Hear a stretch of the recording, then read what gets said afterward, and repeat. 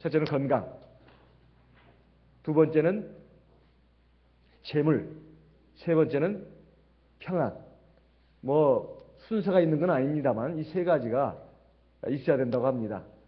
우리가 세상을 사는 데 있어서 건강하지 않으면 사실 늘 고통 가운데 있기 때문에 세상 사는 그 행복을 느낄 수가 없습니다. 건강한다고 해서 또 필요한 물질이 없다면, 재물이 없다면 늘 하루하루 먹고 사는 문제에 대해서 시달려야 되니까 이것도 사실 큰 그 고통입니다. 세 번째, 평안. 아무리 재물이 많고 그리고 신체가 건강해도 마음의 평안이 없다면 그 많은 재물과 그리고 신체 건강은 아무 의미가 없습니다. 늘 불안하고 우울하고 초조하고 짜증나는데 그 많은 돈과 건강이 무슨 기쁨과 즐거움을 가져다 주겠습니까? 그래서 이 짧은 인생이지만 한평생을 사는 데 있어서 행복해지려면 이 세 가지를 갖춰야 된다고 하는데 참 일리가 있는 말이라고 생각합니다. 그 중에서도 물질, 이 재물에 관한 문제는 우리 사람이 육신을 가지고 세상을 사는 동안에 뗄래야 뗄 수 없는 그러한 중요한 요건입니다. 우리 삶의 고민을 가만히 보게 되면 사실 늘 이 세 가지의 결부가 되어 있습니다. 평안, 그리고 건강, 그리고 물질. 우리 사람들이 늘 고민하고 힘들어하고 어려워하는 문제들을 가만히 분석해 보면 그 셋 중에 하나 안 걸리는 게 없습니다. 그런데 그 중에서도 먹고 사는 문제를 가장 절실한 문제로 생각하는 경우가 많습니다. 바로 물질에 관한 문제죠. 성경에는, 하나님의 말씀에는 이 물질에 대해서 우리에게 많은 교훈을 주고 있습니다. 그만큼 그것이 우리의 삶에 있어서 중요한 문제가 되기 때문이라고 생각을 합니다. 그런데 아무리 하나님의 말씀이 이렇게 저렇게 말씀을 해도 우리가 그것을 잘 믿지 못하고 받아들이지 못하는 경우가 많이 있습니다. 오늘 우리에게 주신 말씀을 보게 되면 나하고 상관이 별로 없다. 특히 우리 대방교회 성도님들하고 별로 관계가 없다. 특히 우리 참예수교회 성도님들하고는 별로 관계가 없다. 이렇게 느껴진 그 말씀이라고 생각이 됩니다. 정말 부자가 얼마나 많이 있습니까? 우리 교회? 사실 부자라고 생각할 만한 그런 분이 별로 없습니다. 그런데 여기에 말씀을 보게 되면 꼭 부한자들에게만 주신 말씀이 아닙니다. 사람이 다 지금 부자는 아니지만 좀 재물 면에서 좀 넉넉했으면 좋겠다. 이런 그 말을 하고 또 생각을 가지지 않습니까? 보통 나에게 한 10억만 있으면 좋겠다. 이렇게 생각하는 사람도 있고 20억 정도면 내가 그래도 내가 걱정 안 하고 살겠다. 이런 분도 있습니다. 20억도 부족하다고 생각하는 분도 있죠. 좀 우리로서는 참 생각하기 어려운 그 액수의 돈입니다. 그렇지만은 많은 사람들이 지금 부자는 아니지만은 좀 넉넉하게 살고 싶다. 그게 다 같은 뜻 아니겠습니까? 그래서 사실 우리의 삶의 모든 관심이 특히 1차적인 관심이 이 재물 획득, 이 먹고 사는 데 있어서 필요한 재물, 물질을 얻는 데 있다고 봐집니다. 우리가 밖에 나가서 열심히 일하는 것도 사실은 먹고 살기 위해서 한다고 하지 않습니까?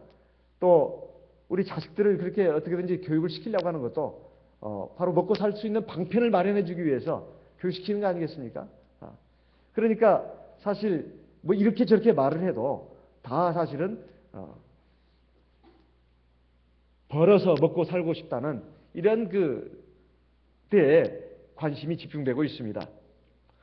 오늘 말씀은 바로 부자에게만 주는 말씀이 아니라 우리 모두에게, 특히 물질과 관련해 가지고 여러 가지 많은 노력을 하고 있고 또 거기에 관심을 가지고 있고 또 그 방향으로 많은 고민과 걱정거리가 많은 우리들에게도 해당되는 말씀이다. 이렇게 볼 수가 있겠습니다. 여기에 말씀은 들으라 또 이렇게 말씀하고 있습니다. 부한 자들아, 너에게 이 말 고생을 인하여 울고 통곡하라. 상식적으로 이해가 되지 않는 말입니다. 우리가 다 부자 되길 원합니다. 그래서 몇 년 전에만 해도 부자 되세요. 또 전화 어떤 인사말에도 보면은 문자 메시지로 부자 되세요. 이런 말이 있었고 또 광고에서도 부자 되세요. 이런 멘트도 있었습니다. 근데 여기에 보게 되면 너에게 이 말 고생을 인하여 울고 통곡하라 이렇게 말하고 있습니다. 그럼 부한 자들이 우리가 생각할 때 불행한 것입니까? 그렇지 않습니다. 우리가 좀 돈 많은 사람, 여유 있는 사람들 보면 참 부럽습니다. 저 사람은 참 걱정 근심거리가 없이 사니 얼마나 좋겠나. 사실 돈은 우리의 생활에 있어서 아주 필수적인 것입니다. 그리고 또 그 많으면 많을수록 편리합니다.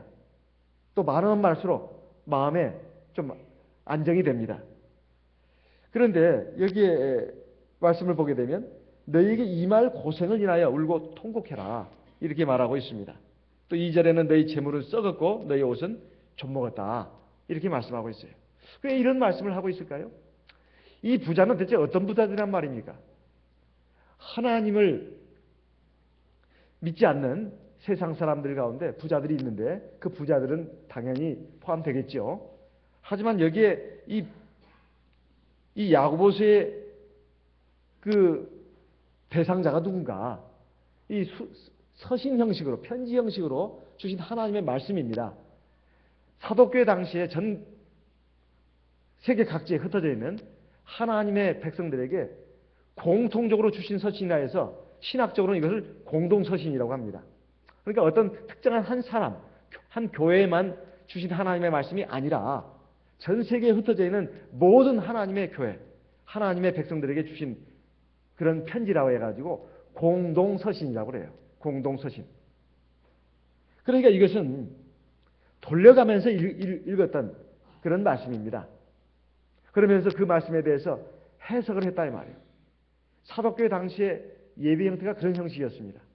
구약성경을 쭉 읽고 또는 사도들의 편지를 읽고 거기에 대한 해석을 하는 거예요. 그리고 은혜를 받는 것입니다.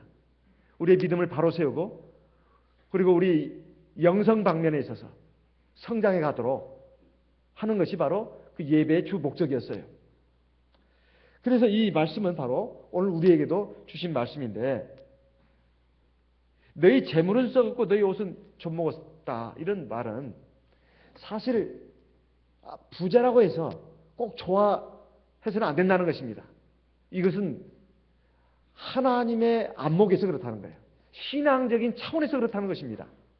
하나님을 믿는 신앙 그리고 영적인 안목을 벗어나서는 이런 말씀을 할 수가 없어요. 하나님의 안목 그리고 영적인 눈으로 봤을 때 부자가 되는 것이 꼭 좋은 건 아니다는 거예요. 왜? 여기 보면 너희 재물은 썩었다고 나오고 있고 너희 옷은 좀먹었다고 나옵니다. 옛날에 재물이라고 한다면 주로 곡식이었습니다. 곡식이었어요. 그러니까 집에 쌀이 몇 가마니 있느냐, 콩이 몇 가마니 있느냐, 팥이 몇 가마니 있느냐 이런 것으로 그 사람이 얼마나 부자인가 그렇지 않은가 이것을 판가름했습니다.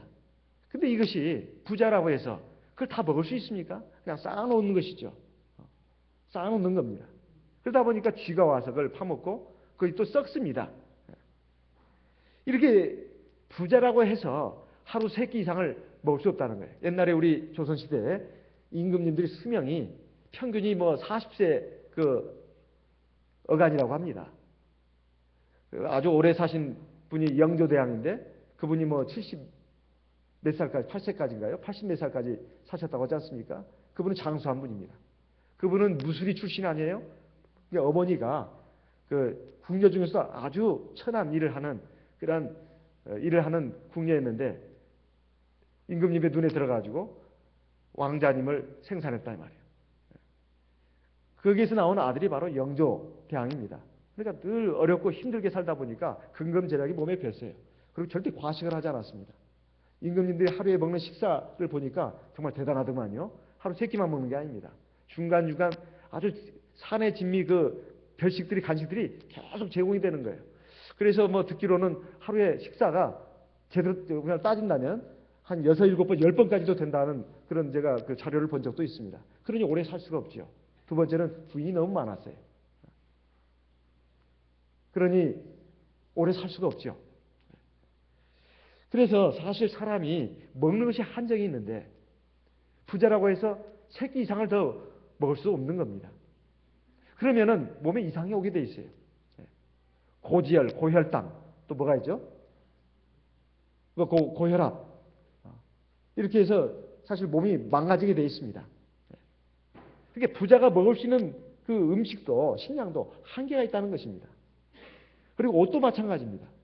사람이 옷을 아무리 자기 취향에 맞게 사는 대로 사가지고 옷장에 들여놓는다 하더라도 하루에 자기가 입을 수 있는 옷은 한 가지밖에 없습니다. 물론 연예인 같으면은 이동하는 차량 안에서 순식간에 갈아입기도 한다고 합니다만은 보통 사람들은 어디 그렇습니까?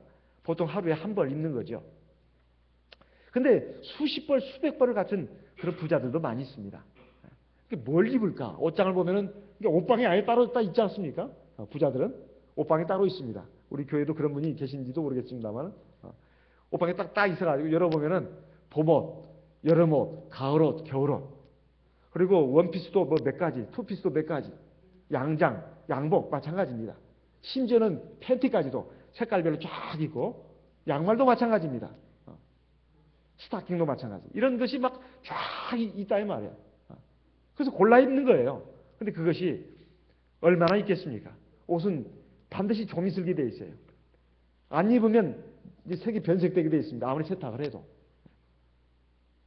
여기 너희 옷을 좀 먹었다는 것은 필요 이상으로 너희들이 물질을 갖고 있으면서 너희 자신의 육신만을 위해서 그것을 가지고 탐욕을 부리면서 쓰고 있다. 이런 말입니다. 다 쓰지도 못하고 있죠. 3절에 보면 너희 금과 은은 녹이 슬었으니, 사실 금과 은이 녹슬는 법은 없다고 합니다. 이건 뭐 제가 가지고 실험해 보지는 않았지만 금과 은이 녹을 쓸 수는 없다는 거예요. 근데 금과 은에 녹이 슬 정도라면 이건 사실은 재물을 쌓아놓고 쓰지 않고 있다는 것이죠.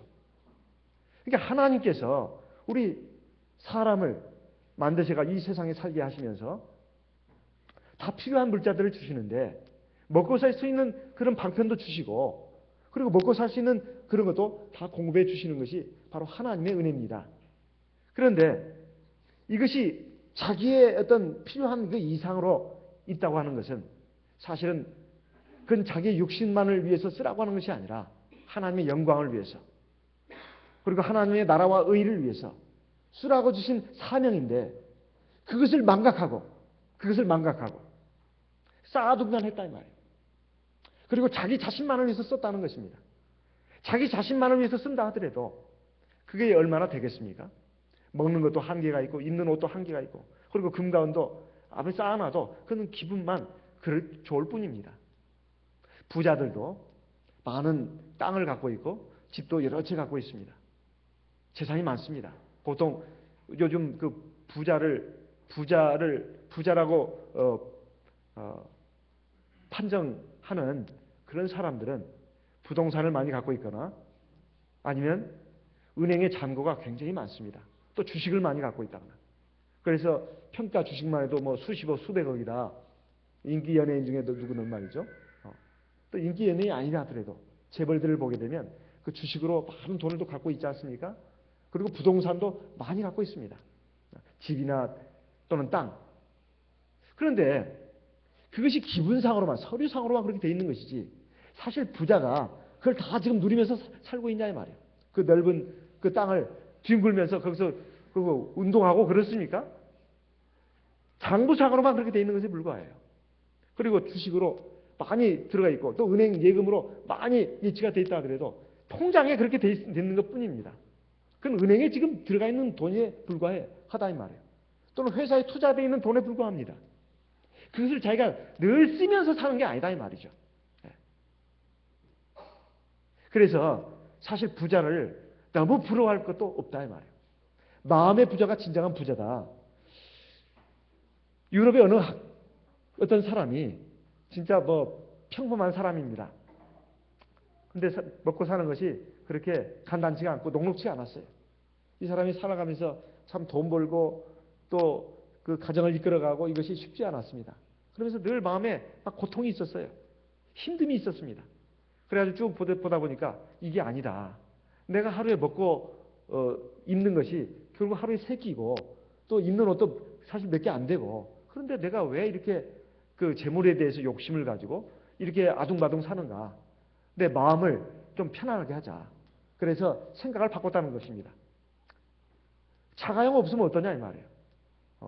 대중교통, 버스도 타는 것은, 그리고 또 전철을 타고 이것은 얼마나 좋냐 이 말이에요. 부대끼면서 사우나에 가서 그 찜질방에 가서 땀도 일부러 내는데 찜질방에 들어왔다고 생각하자. 그 땀을 낸다고 생각하자. 그리고 일부러라도 몸을 움직여가지고 막 등산도 하고 그러는데 여기 서서 이렇게 가는 것도 얼마나 좋냐. 다리 운동도 되고 좋다는 거예요. 계단도 오르고. 그래서 몸에 오히려 좋다는 것입니다. 그렇게 마음을 바꾸고 나니까 내가 그렇게 가난하지 않네. 마음이 갑자기 넉넉해지고 풍요로워지더라는 거예요. 일부러 사서라도 내가 운동을 하는데 그럴 필요가 뭐가 있냐 이 말이에요. 그래서 제가 그것을 보면서 그것이 베스트셀러가 됐어요. 유럽에서. 그래가지고 그 사람이 돈방석에 앉게 됐습니다. 그래서 이제 기자가 물었습니다. 당신 생각이 바뀐 거 아니냐고. 그렇지 않다고. 이건 내가 돈을 번 것은 내 의견에 생각에 공감하는 사람들이 너무 많아가지고 책을 사줘서 내가 지금 인지대로 해서 이렇게 수익이 지금 많아지게 됐지만 사실 내 마음은 하나도 바뀐 게 없다고. 바뀐 게 없다고. 내가 이렇게 돈을 지금 많이 벌게 됐어도 사실 예전의 그 생활과 내가 흐트러지지 않으려고 애를 쓴다고. 오히려 내가 이게 돈의 노예가 될까봐 내가 그것을 염려한다고. 이것이 어느 중앙 일간지에 특집 그 면으로 기사로 해서 그 칼럼 화보까지 해가지고 쭉 나온 적이 있습니다. 책까지 냈더라고요. 근데 그 사람의 그것을 제가 이렇게 스크랩 해놨는데 어디 찾을 수가 없어가지고 하도 스크랩 해놓은 게 많아가지고 그냥 올라왔고 제가 기억을 지금 되살려가지고 말씀드리고 있습니다. 근데 그분이 쓴 그 글을 읽어보니까 상당히 공감이 갔어요. 공감이 갔어요. 사실 이것은 하나님의 말씀과도 일맥상통하는 말입니다. 디모데전서 6장을 보겠습니다. 디모데전서 6장. 디모데전서 6장.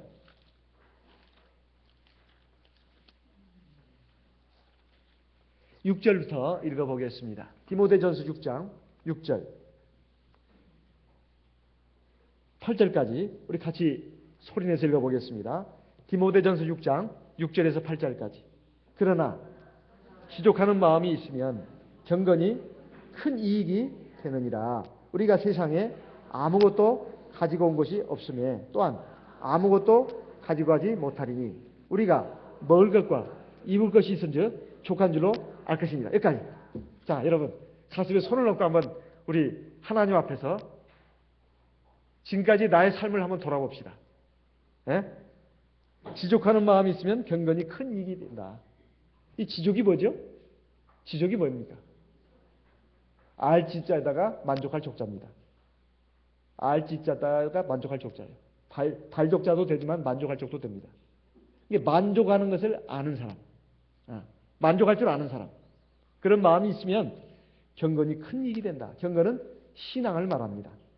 하나님을 경외하고 의지하는 신앙을 경건이라고 합니다. 7절에 보면 우리가 세상에 아무것도 가지고 온 것이 없고 또 아무것도 가지고 가지 못한다. 이거 뭐 말이 생각나네요. 인생은 공술의 공수거다. 빈손으로 왔다가 뭐요? 빈손으로 간다. 이거 맞습니까? 틀립니까? 예? 맞죠? 우리 빈손으로 왔죠? 갈 때 어떻게 가죠? 손에 뭘 쥐고 갑니까? 빈손으로 가죠? 진리 말씀이죠? 그렇죠? 세상, 하나님을 믿지 않는 세상 사람들도 그를 너무나 잘 알기 때문에 인생은 공술의 공수거라고 한 겁니다. 그런데 문제는 8절입니다. 다시 한번 읽겠습니다. 우리가 먹을 것과 입을 것이 있은즉 족한 줄로 알 것이니라. 이렇게 하고 있느냐는 거예요. 자, 나는 지금 하루 3끼 못 먹고 삽니다. 손 한번 들어보세요. 그래서 하루에 나는 먹을 것이 없어가지고 2끼만 먹습니다. 손 한번 들어보세요. 없네요. 그런 사람 하나도 없다고 모친께서 말씀하십니다. 판교에서 오신 우리 모친님. 그런 사람은 한 사람도 없대요. 우리가 정말 먹을 것과 입을 것이 있는 쪽 뭐라고 했습니까? 족한 줄로 알아라. 이렇게 되어 있습니다. 그런데 우리 정말 만족하고 있습니까? 또 입을 거 없는 사람 손 한번 들어보세요. 나는 입을 것이 없어가지고 오늘도 그냥 어떻게 가지지 입고 나왔다고 하면 손 한번 들어보세요. 입을 것이 없어, 옷이. 아니, 자기 주관적 기준으로 말고요.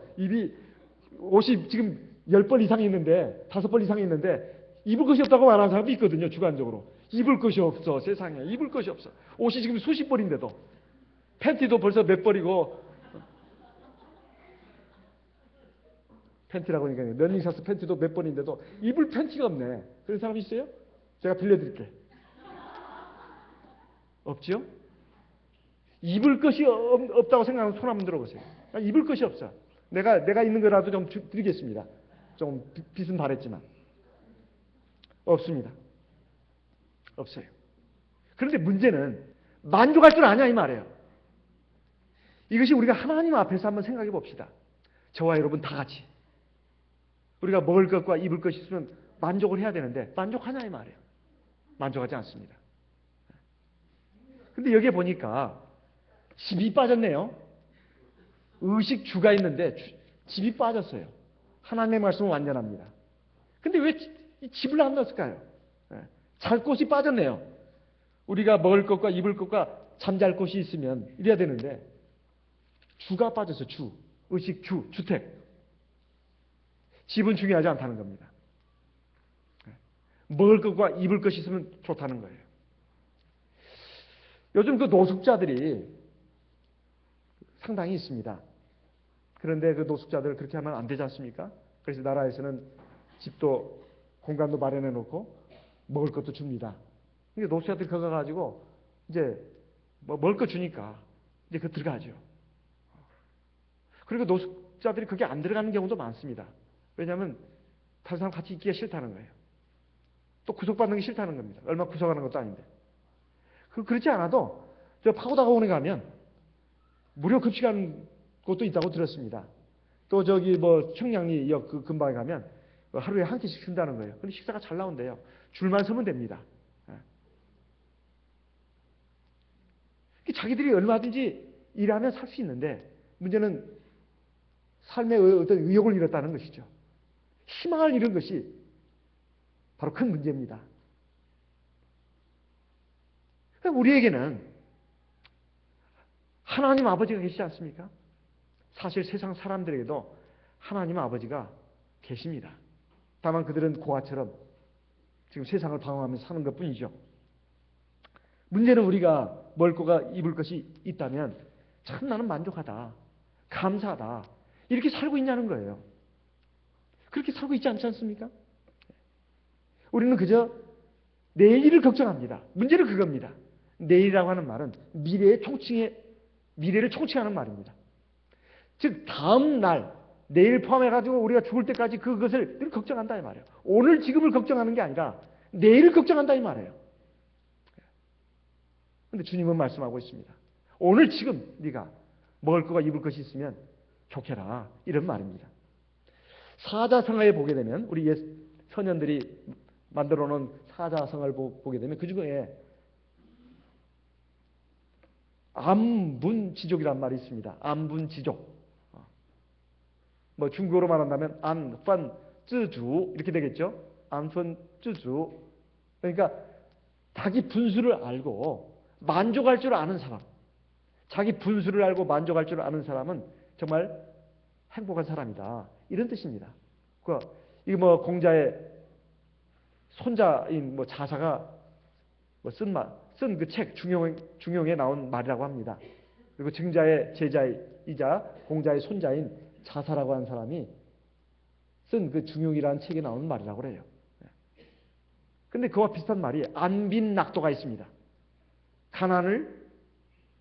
가난하면서도 편안한 마음을 가지고 근검절약하면서 참된 도를 지키고 그걸 즐거워하는 삶을 사는 사람을 갖다가 안빈낙도라고 합니다. 안빈낙도. 우리 이 선현들이 왜 그런 말을 만들어냈을까요? 인생을 사는 데 있어서 물질이 필요한 것이긴 하지만 그것이 핵심이 아니다 하는 겁니다. 도를 알고 도를 깨닫고 도를 지키고 도를 따라 사는, 기쁘게 사는 그것이 가장 행복한 인생이라고 하는 것을 우리 선현들이 말했다 이 말이에요. 오늘 여기 말씀을 보게 되면 지족하는 마음이 있으면 경건이 큰 이익이 있다 이렇게 말하고 있습니다. 그러니까 이게 경건이라고 하는 신앙이라고 말했습니다. 신앙과 안분지족, 자기 분수를 알고 만족할 줄 아는 마음, 이것이 같이 있을 때 신앙이 큰 유익이 있다는 것입니다. 그런데 신앙은 있는 것 같으면서 지족하는 마음이 없어요. 안분지족하는 마음이 없다는 겁니다. 마음이 늘 불안합니다. 지금 돈을 갖고 있는 사람도 불안해요. 이게 언제 또 어떻게 될지. 이 늘 불안하다 이 말이에요. 이렇게 생각하면서 사는 사람은 사실 그 신앙이 불완전한 것입니다. 신앙이 불완전한 거예요. 그 사람의 신앙이 참된 신앙인가? 그리고 완전한 신앙인가? 온전한 신앙인가? 그걸 판단하는 그 기준 중에 하나가 있는데 그 기준이 하나가 뭐냐? 지족하는 마음이 있는가 없는가? 이것입니다. 하나님께서 이스라엘 백성들을 애굽에서 이끌어내 가지고 광야 생활을 하게 했습니다. 그 이스라엘 백성들은 400여 년간 애굽에서 노예 생활을 했습니다. 하나님의 권능으로 홍해 바다가 열리고 그리고 그걸 통과한 이스라엘 백성들이 광야로 나왔을 때 애굽에서 가지고 나온 그 식량이나 이런 것들이 얼마 되지 않았습니다. 며칠이 안 가서 바닥이 났어요. 그때 하나님께서는 이스라엘 백성들의 그 원망하는 그 소리를 다 들으셨습니다. 그래가지고 모세를 통해서 말씀하시기를 저녁에는 메추라기 떼를 너에게 보내가지고 그걸 고기처럼 먹게 할 것이며 매일 아침마다 하늘에서 만나가 내리게 할 것이다. 여섯째 되는 날에는 안식일분까지 포함해서 이틀치 식량을 주겠다. 이거 우리가 잘 알고 있습니다. 우리 잘 알고 있는 내용이에요. 출애굽기 16장에 나오는 말씀이죠. 출애굽기 16장에. 그런데 왜 하나님께서 매일매일 내리게 했냐 이 말이에요. 이걸 우리가 꼭 알아야 되겠습니다. 제가 볼 때는 하나님도 귀찮을 일이에요. 사실 주는 사람도 귀찮습니다. 우리 사람의 안목에서 생각한다면 주는 사람도 귀찮아. 그런데 매일매일 내리게 했습니다. 매일매일. 오늘 내린 만나는 오늘치 식량이다 이 말이에요.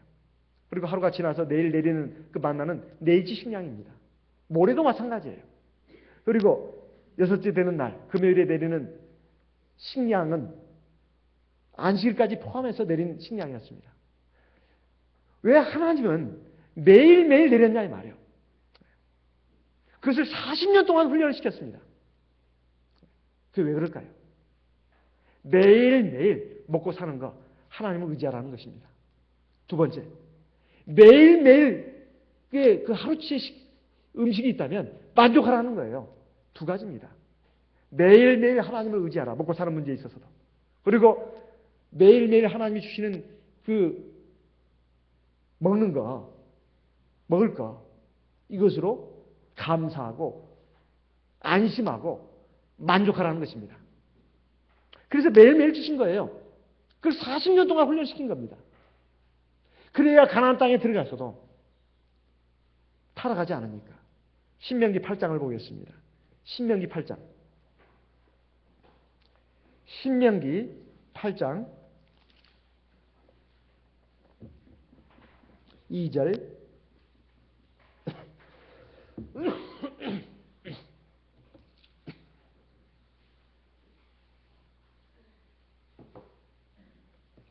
신명기 8장 2절 네 하나님 여호와께서 이 40년 동안에 너로 광야의 길을 걷게 하신 것을 기억하라. 이는 나를 낮추시며 너를 시험하사 네 마음이 어떠한지 그 명령을 지키는지 안 지키는지 알려 하십니다.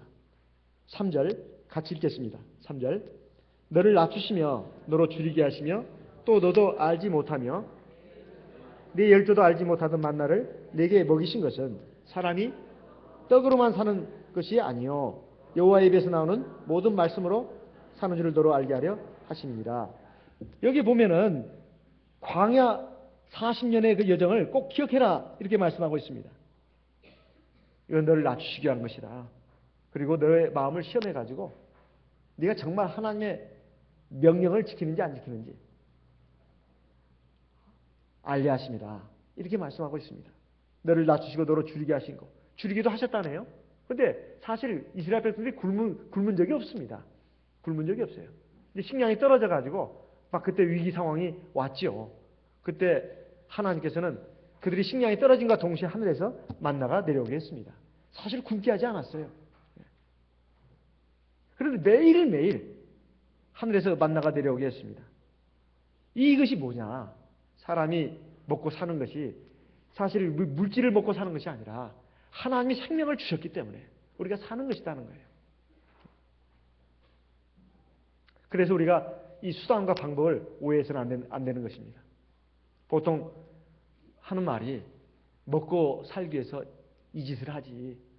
먹고 살기 위해서 내가 직장에 가서 수모도 다 당하면서 그래도 참고 견디는 거 아니냐. 이런 말도 다 거기서 나온 말 아니겠습니까? 근데 우리는 이걸 바꿔서 말하면 다 잘못됐다고 말합니다. 먹기 위해서 사는 사람 봤습니까? 먹기 위해서 사는 사람 없지 않습니까?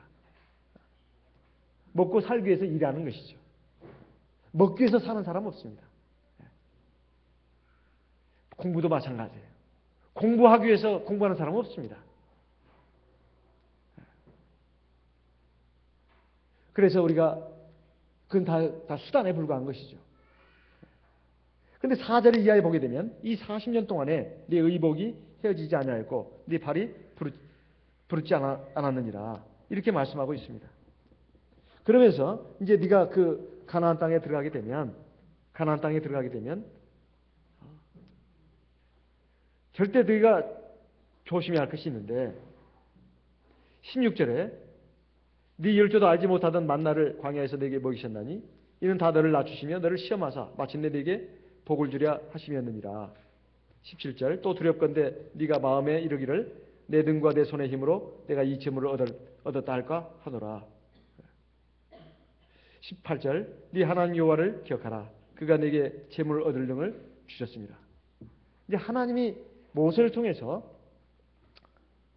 이스라엘 백성에게 주신 말씀 가운데 보게 되면 이제 가나안 땅에 들어가기 직전에 이 말씀을 한 겁니다. 가나안 땅에 들어가면 만나가 이제 그칩니다. 이제는 거기에 모든 그 물자들이 있다 이 말이에요. 그런데 일을 해야 합니다.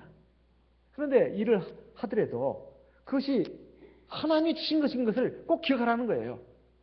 너희들이 일해가지고 너희들이 먹고 사는 것처럼 생각하지 말라는 것입니다. 하나님이 너희들에게 먹고 살 수 있는 모든 방편을 다 주셨다. 공간을 주셨다.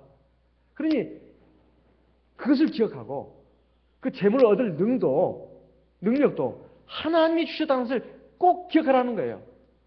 그걸 기억하지 않고서 너희들이 이방신을 섬긴다거나 하나님 믿는 신앙에서 떠나간다면 하나님이 절대로 너희들을 용납하지 않을 것이다.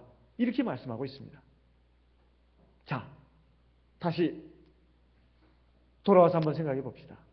우리가 정말로 매일매일 먹고 사는 이것에 대해서 정말 오늘 하루에 나에게 주어지는 식량에 대해서 감사하고 있냐 이 말이에요. 사실 오늘 식량 먹고 내일은 쌀통에 쌀이 없다고 했을 때도 정말 믿음을 가지고 안심할 수 있냐 이 말이에요. 안심해야 됩니다. 사실 이게 믿음이다 이 말이에요. 그래서 주님께서는 주기도문 가운데서도 마태복음 6장 11절에 보면 주기도문 가운데 오늘날 우리에게 일용할 양식을 주옵시고 이렇게 되어 있습니다. 오늘 today 찐텐 오늘 우리에게 일용할 양식을 주시옵소서. 일용할 양식이라는 말은 하루 음식입니다. 하루 음식. 오늘치 음식을 달라는 거예요. today 찐텐 오늘 음식 daily food 오늘 하루의 음식을 달라는 것입니다. 사실 근데 우리가 그렇게 지금 살고 있습니까? 주님은 아예 주기도문까지 그것을 넣어가지고 우리를 지금 깨우쳐주고 있습니다. 입으로는 늘 주기도문을 외우면서 우리의 삶은 어떠냐 이 말이에요. 늘 내일을 걱정합니다. 내일 걱정해요. 불안해하고 초조해한다 이 말이에요. 그러면 안 된다는 것입니다. 지금까지 살아온 것도 하나님의 은혜가 없었으면 하나님의 돌보심이 없었으면 살 수가 없었습니다. 오늘 지금 내가 살고 있는 것도 하나님 나에게 생명을 주셨기 때문에, 먹을 걸 주셨기 때문에 오늘 우리가 아침밥 먹고 교회 온 것입니다. 그래서 내일도 모레도 하나님이 이끌어 가실 것을, 돌보실 것을 믿어야 된다 이 말이에요. 그걸 당겨서 걱정하지 말라는 것입니다. 문제는 우리가 재물에 대한 욕심이 있기 때문에 그래요. 그리고 내일에 대한 염려가 있기 때문에 그렇습니다. 두 가지입니다. 하나는 탐욕, 하나는 염려, 두 가지예요. 탐욕과 염려, 이 두 가지가 우리 신앙을 좀먹고 있습니다. 좀 더 이것 갖고는 안 돼. 좀 더 버려야 돼. 그래야 내가 노후를 걱정 안 할 수가 있어. 내가 자식들한테 의지하지 않을 수 있어. 그래서 그 탐욕과 염려는 사실은 같이 가는 것이라고 할 수 있습니다.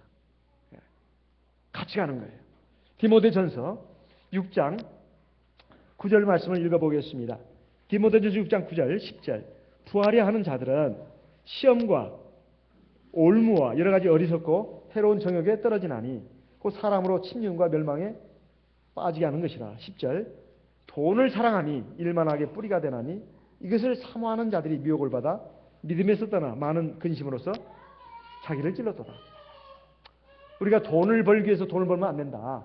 보통 TV에 보면은 좋은 프로그램 가운데 어려운 그 고비를 다 많이 넘기고 성공한 사람들의 얘기가 나옵니다. 거기에 보게 되면 그 성공한 사람들이 공통적으로 하는 말이 있어요. 돈을 쫓으면 안 된다고. 돈이 따라오게 해야 된다고.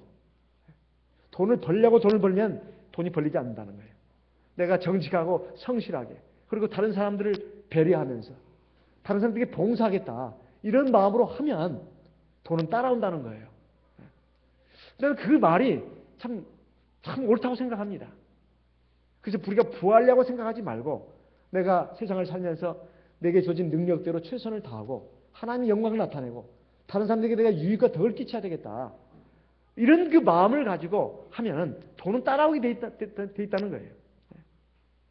그렇게 해서 내가 먹고 살 수 있는 정도만 돼도 사실 감사한 겁니다. 거기에다가 막 내가 남들이 봤을 때 참 부자다, 이렇게 간다면 마음에 부담을 느껴야 합니다. 왜냐하면 책임을 줬기 때문에. 그걸 가지고 쌓아놓으면 절대 안 된다 이거예요. 하나님을 위해서, 하나님의 나라와 의를 위해서 써야 됩니다. 베풀어야 된다 이 말이에요. 그렇지 않으면 나중에 하나님 앞에 엄청난 심판을 받는다 이 말입니다. 그것이 오늘 우리에게 주신 말씀 가운데 들어있습니다. 그래서 사실 부자가 되는 것을 사실 꿈꿀 필요가 없습니다. 그저 안빈 낙도, 안분 지족, 이것으로 우리는 감사하면서 하나님을 의지하고 살아가야 된다 이 말이에요. 여기에 보면 돈을 사랑하면 일만하게 뿌리고 이것을 사모하는 자들이 미혹을 받았고 믿음에서 떠나서 많은 근심으로서 자기를 찔렀다고 되어 있습니다. 칼처럼 찔렸다는 거예요. 결국은 믿음에서 사망 선고가 떨어졌다는 것이죠. 이것은 꼭 돈 문제만이 아닙니다. 세상에서 내가 성공하고 출세하고 뭔가 내가 내 뭔가를 이루어야 되겠다 생각하면서 그걸 막 나가는 사람들, 결국 신앙도 버리게 되고 교회 생활도 잘 안 하게 됩니다. 그럼 결국 자기를 찌르는 칼이 되는 거예요. 영원한 생명에서 결국 떨어져 나가는 것입니다. 이게 좋은 게 아니다 이 말이에요. 우리가 하나님 앞에서 정말로 신앙으로 산다는 것이 뭐겠습니까? 그래서 마태복음 6장에 보게 되면 사실 너희가 재물을 땅에 쌓아두지 말라는 말씀이 나옵니다. 마태복음 6장 말씀을 한번 보겠습니다. 마태복음 6장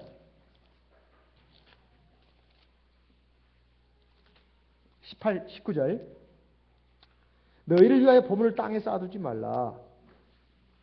거기는 좀과 동목이 해하며 도적이 구멍을 뚫고 도적질하느니라. 이 말씀 들으면 처음에는 저는 조금 의아한 생각이 들었습니다. 이거 부자들한테 하는 말이 아닌가. 대체 뭐 얼마나 쌓아둘 돈이 얼마나 있나, 이런 생각이 든단 말이죠. 그런데 잘 보세요. 우리가 다 사실 우리 마음속에는 좀 넉넉해지고 싶고 부자가 되고 싶은 마음이 다 있습니다. 거기는 좀과 동록이 해하고 도적이 구멍을 뚫고 도적질 한다고 되어 있어요. 20절 오직 너희를 위하여 보물을 한 데 쌓아두라. 우리가 쌓을 보물이 정말 그렇게 있는가? 그러면서 21절에 보면 네 보물이 있는 그곳에는 네 마음도 있느니라. 우리가 재물을 어떻게 써야 되는지 이걸 지금 말하고 있는 겁니다. 재물을 어떻게 써야 되는지. 뭐 쌓아두라고 그러니까 무슨 저금을 많이 하라 그렇게 하시면 안 되고 우리가 재물을 어디다 써야 되는지 이걸 지금 말하고 있는 것입니다. 그러면서 24절 같이 읽겠습니다. 마태복음 6장 24절 같이 읽겠습니다. 한 사람이 두 주인을 섬기지 못할 것이니 혹 이를 미워하며 저를 사랑하거나 혹 이를 중히 여기며 저를 정히 여김이라. 너희가 하나님과 재물을 겸하여 섬기지 못하느니라. 지금까지 한 말이 재물에 관한 말씀이었다. 한 그런 뜻입니다. 근데 여기에 보면은 한 사람이 두 주인을 섬길 수 없다. 근데 그 두 주인이 누구냐? 하나는 하나님이고 하나는 재물입니다. 두 주인을 섬기지 못한다는 거예요. 근데 지금 오늘날 재물이, 물질이, 돈이 마치 하나님처럼 됐다는 말이에요. 사실 그만큼 돈의 위력이 굉장히 강력합니다. 많은 사람들이 돈 그런단 말이에요. 돈 그래요. 돈. 우리 자식들에게도 사실 그걸 기대합니다. 좋은 학교 가고 좋은 직장 갖고 그걸 바라는 것은 다 돈과 관련되어 있습니다. 그래야 자식들 부모가 걱정 안 해도 되고 또 자식들한테 나중에 내가 좀 의지할 수도 있는 거 아니겠습니까? 그래서 다 자식들 낳아서 키우는 거 아니겠어요? 다 돈과 관련되어 있습니다. 그래서 이 돈이 하나님처럼 되어 있다 이 말이에요. 우상처럼 되어 있습니다. 돈의 유익이 그렇게까지 지금 올라왔다 이 말이에요. 그래서 교회 생활 잘 못하고 있는 분들 가만히 보게 되면 사실은 이것도 상당히 큰 비중을 차지하고 있습니다. 물론 직접적으로 내가 사업을 하느라 바빠서 또 직장 생활이 바빠서 다 그건 어느 정도의 그 핑계입니다만은 일단은 공부하는 학생들도 마찬가지입니다. 사실 다 공부하는 시간이 아까워서 교회 나갈 수 없다는 거예요. 그래서 그것이 사실상 하나님처럼 돼 있어요. 하나님처럼 돼 있어요. 물론 교회 가면 따분하고 상처받아서 안 간다는 분은 별도입니다. 그건 별도로 하고 일반적인 경우로 봤을 때는 다 세상 일에 매여 있어요. 세상 일에는 사실 돈과 결부가 되어 있습니다. 세상 일 이건 다 돈과 결부가 되어 있어요. 그게 뭐라고 표현하든 간에 돈과 관련이 되어 있습니다. 이것은 안 된다는 거예요.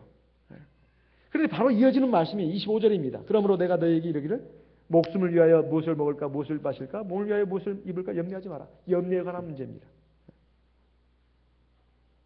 그러면서 34절에 같이 읽어보겠습니다. 34절에 그러므로 내일 일을 위하여 염려하지 말라. 내일 일은 내일 염려할 것이요 한날 괴로움은 그날에 족하니라. 이것도 우리 주 예수님의 명령입니다. 염려하지 마라. 명령이에요. 네. 분부입니다. 내일 일은 내일 염려해라. 하나님의 주님의 명령입니다. 근데 앞에는 탐욕이고 하나는 염려라고 했습니다. 우리가 왜 물질에 이렇게 얽매여서 살아가느냐? 두 가지예요. 하나는 탐욕, 하나는 염려. 동전의 양면과도 같습니다. 그래서 우리가 이 물질에 대한 집착, 물질에 대한 염려에서 벗어나지를 못하는 거예요. 참된 신앙이라고 하는 것은, 온전한 신앙이라고 하는 것은 물질로부터 자유로워져야 합니다. 돈이 많은 부자도 거기에 얽매여서는 안 되고 돈이 좀 부족한 것 같아도 거기에 얽매여서는 안 됩니다. 돈이 없다 해서 부족하다 해서 비굴한 사람이 돼서는 안 됩니다. 돈이 많다 해서 그걸 가지고 자고 자대한 사람이 돼서도 안 됩니다. 그게 만족해서도 안 된다 이 말이에요. 우리는 늘 하나님을 경외해야 합니다. 돈이 부족해도 하나님이 내 물주야. 이렇게 생각하는 마음으로 믿음으로 그분을 의지하면서 살아가면 됩니다. 절대로 걱정하지 마세요. 이건 오늘 저와 여러분에게 동시에 주는 말씀입니다. 내일 일을 염려하지 말아야 돼요. 하나님이 오늘 우리에게 이 생명을 주셨고 시간을 주셨습니다. 내일은 모레까지 그 미래까지 다 포함하는 말입니다. 장래도 하나님께 맡기라 이 말이에요. 이게 신앙이다 이 말입니다. 우리가 믿는다 하나님을 의지한다면서 입으로만 그렇게 합니다. 실제로는 하나님 믿지 않아요. 의지하지 않습니다. 근데 늘 불안하고 초조하다 이 말이에요. 항상 이 현실에 하나님 앞에 감사할 줄 알아야 합니다. 이 현실 가운데 하나님의 경륜이 들어있는 것을 인정할 줄 알아야 된다 이 말이에요. 그럼 하나님은 그를 기뻐하십니다. 그리고 그를 이끌어 가십니다.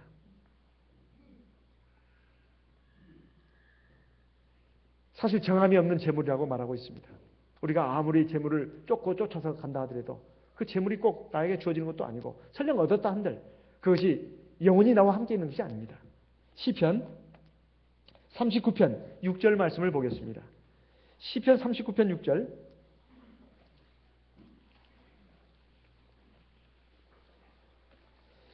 시편 39편 6절 말씀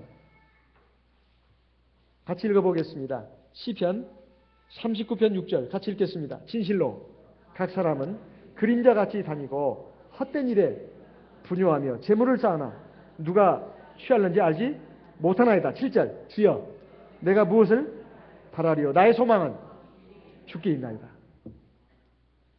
헛된 재물 그걸 쌓으려고 하지만 누가 취하는지 알지 못한다. 이렇게 되어 있습니다. 소망을 우리 하나님께 둬야 된다. 이런 말씀입니다. 시편 49편 16절을 보겠습니다. 시편 49편 16절 부터 읽어보겠습니다. 시편 49편 16절 사람이 치부하여 그 집 영광이 더할 때 너는 두려워 말지어다. 저가 죽음에 가져가는 것이 없고 그 영광이 저를 따라 내려가지 못함이로다. 18절 저가 비록 생시에 자기를 축하하며 스스로 좋게 함으로 사람들에게 칭찬을 받을지라도 19절 그 역대의 열조에게도 돌아가리니 영영이 빛을 보지 못하리로다. 자, 그래서 세상에서 돈 많이 벌어가지고 부자 된 사람들 부러워하지 말라고 분명히 말씀하고 있습니다. 부러워하지 마라. 여러분, 예수님께서 내세에 대한 그 비유로서 주신 비유의 말씀 가운데 부자와 나사로 비유가 있습니다. 그 유명한 비유. 그 유명한 비유에서 예수께서 우리에게 뭘 지금 말씀하려고 하는 것입니까? 누가복음 16장 19절 이하에 보게 되면 누가복음 16장 19절 이하에 보게 되면 그 부자의 나사로 비유가 나옵니다. 부자는 날마다 자색 옷을 입고 세마포 옷을 입고 그리고 날마다 호화로이 연락을 했다. 잔치를 벌였다는 것이죠. 근데 나사로는 부자의 그 문간에 누워가지고 헌대를 핥으면서 고통스러운 삶을 살았습니다. 근데 대체 부자의 죄가 뭐냐? 그게 나와 있습니다. 누가복음 16장을 보겠습니다. 누가복음 16장 누가복음 16장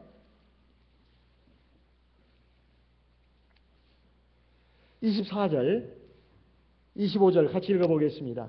누가복음 16장 24절 25절 같이 읽겠습니다. 불러 가로되 아버지 아브라함이여 나를 긍휼히 여기사 나사로를 보내어 그 손가락 끝에 물을 찍어 내 혀를 서늘하게 하소서. 내가 이 불꽃 가운데서 고민하나이다. 25절 아브라함이 가로되 예 너는 살았을 때 네 좋은 것을 받았고 나사로는 고난을 받았으니 이것을 기억하라. 이제 저는 여기서 위로를 받고 너는 고민을 받느니라. 여기 보면 부자의 죄라고 하는 것이 나옵니다. 너는 살았을 때 뭐라고 되어 있죠? 네 좋은 것을 받았다. 이게 죄가 될 수 있습니까? 우리가 육신으로 살 때 우리 다 좋은 거 누리면서 살기를 원합니다. 그런데 여기 부자의 제목이 나오는데 너는 살았을 때 네 좋은 것을 받았다.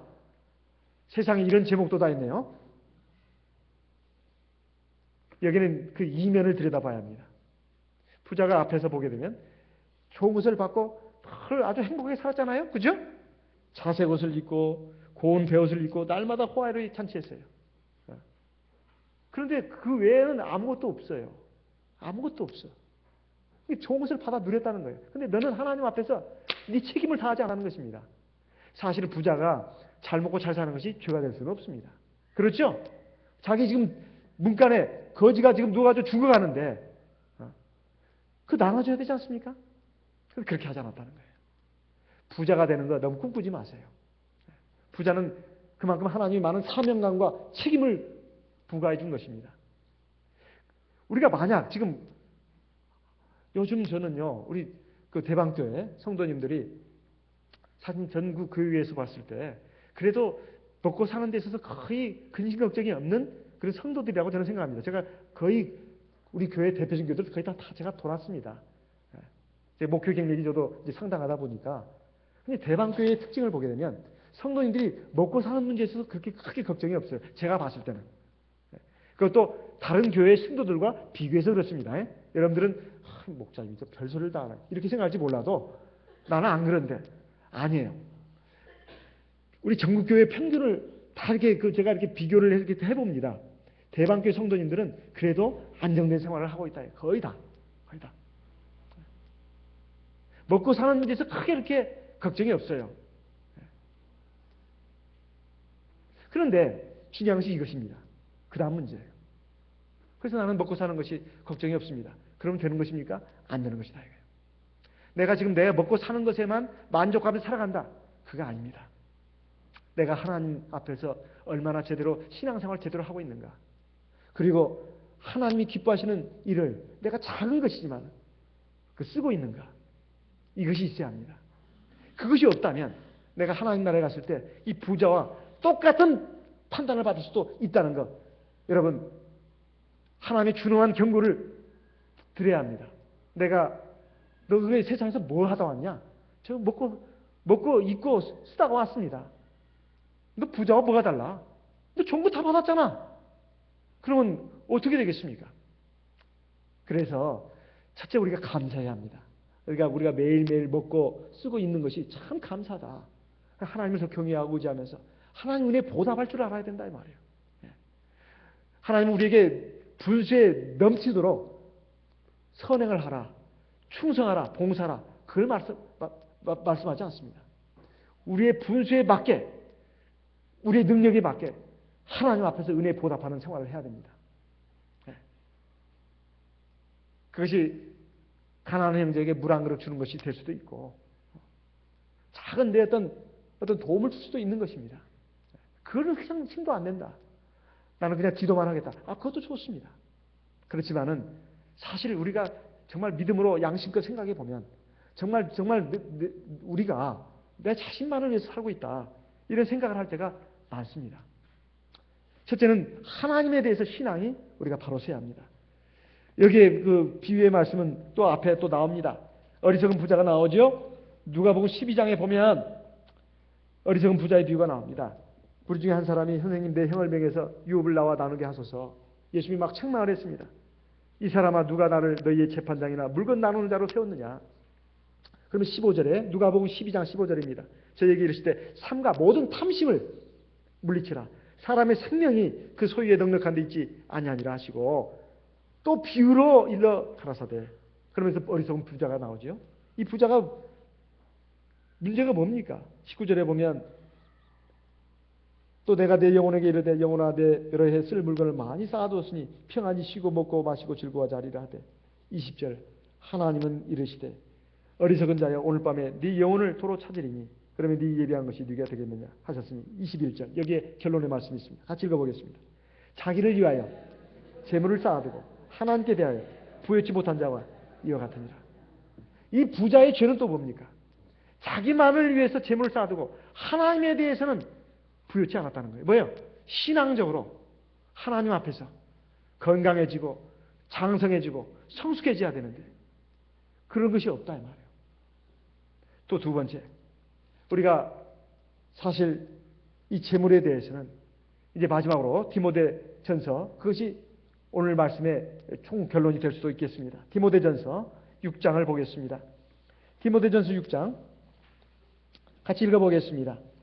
디모데전서 6장 17절에서 19절까지. 디모데전서 6장 17절에서 19절까지 같이 읽겠습니다.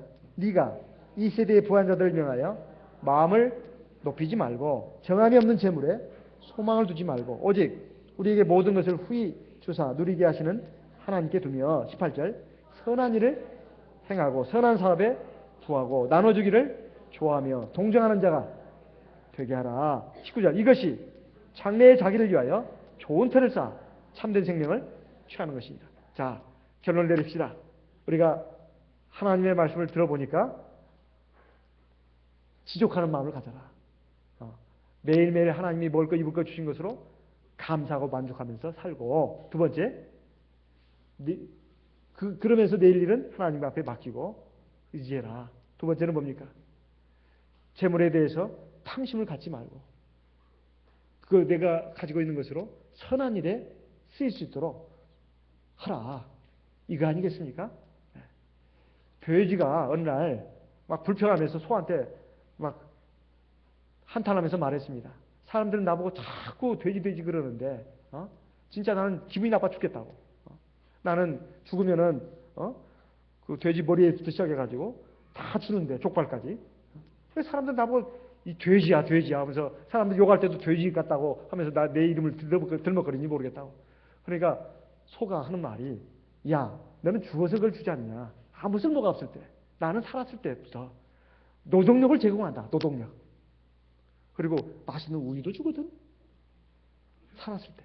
엄청나게 주인을 위해서 열심히 일하고 그리고 맛있는 우유도 준다. 그리고 죽고 나서는 너처럼 다 준다. 너 죽고 나서 주는 것이야. 그거 무슨 소용이 있느냐. 나도 주는데.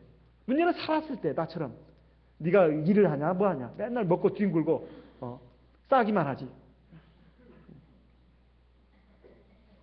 나처럼 정말 주인을 위해서 충성스럽게 일을 하느냐. 불평 한마디 안 하고.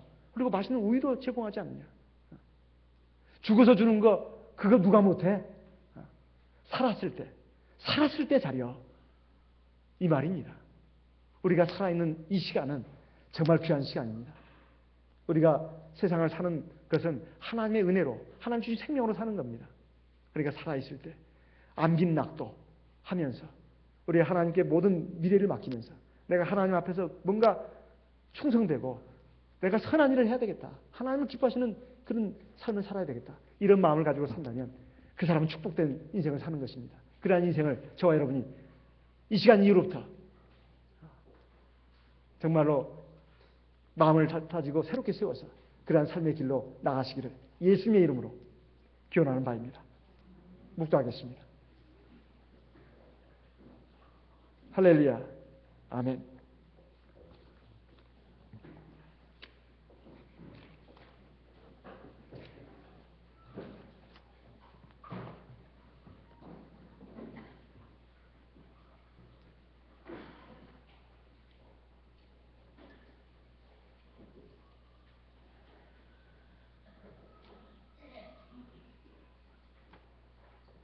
예, 492장 찬양 드리겠습니다. 492장.